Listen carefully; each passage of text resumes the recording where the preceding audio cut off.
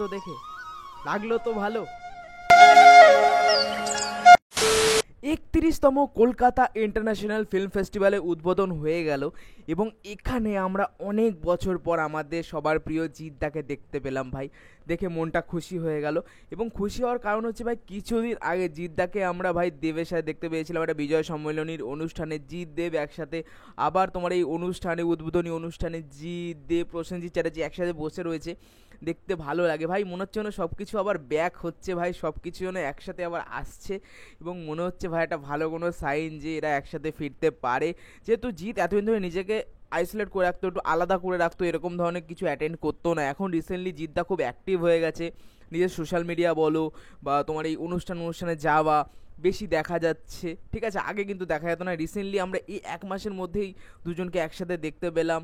তোমার উদ্বোধনী অনুষ্ঠানে জিদ্দা অনেকদিন পর গেল এই কিফের মানে কলকাতা ইন্টারন্যাশনাল ফিল্ম ফেস্টিভ্যালে, দেখে বেশ ভালো লাগলো। কালকে থেকে দেখছি এই জিনিসগুলো, মনে হলো একটু শেয়ার করি। বেশ ভালো লাগলো জিদ্দাকে দেখে ভাই, মনটা খুশি হয়ে গেল। এবার দেখা যাক, জিদ্দা চাইবো ভাই জিৎ দেব একসাথে আবার আসুক, সবাই তো চায়, দেখে ভালোই লাগে। তো এটাই এক্সপেক্ট করবো যে ভালো কিছু আসুক। এবং জিদ্দার যে কেউ বলে বিপ্লবী কেউ বলে ডাকাত সিনেমাটা আসছে, তার একটা তোমার সেটের লুক শেয়ার করা হয়েছে, ভিডিও শেয়ার করা হয়েছে, দেখে বেশ ইন্টারেস্টিং লাগছে। এই সেট দেখার পর অনেকে প্রতীকৃত বসুর উপর, যে আমারও যে প্রবলেমটা ছিল যে প্রতীকৃত বসুকে দেখে বলছিল যে সে বানাতে পারবে জিদ্দাকে নিয়ে এরকম ধরনের সিনেমা, কিন্তু এই সেট দেখার পর অনেকে প্রতীকৃত বসুর উপর তোমার আস্থা দিচ্ছে যে না, সে ভালো কিছু বানাতে চলেছে জিদ্দাকে নিয়ে। এবং সেই সেটটা, যে ট্রেনের সেটটা বানাচ্ছে, দেখতে বেশ ভালো লাগছে। অর্থাৎ ট্রেনের মধ্যে কোনো একটা ফাইটিং সিকোয়েন্স ভালো কিছু থাকবে, সেটটা দেখে খুব প্রমিসিং মনে হচ্ছে। দেখা যাক প্রতীকৃত বসু কেমন বানায়। এবং তাছাড়া এই জিৎ দেব একসাথে দেখলাম আবার বিজয় সম্মেলনী অনুষ্ঠানে, তারপর তোমার এই ফিল্ম ফেস্টিভ্যালে, দেখে বেশ ভালো লাগলো।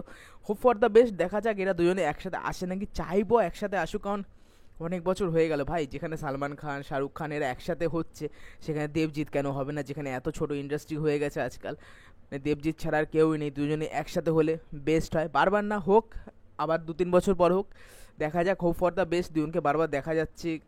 জিদ্দা এতদিন পর তোমার ফিল্ম ফেস্টিভ্যালে এলো, বেশ ভালো লাগলো। এবং পরমব্রত তাকে ভালোভাবে তাকে মানে প্রশংসা করলো।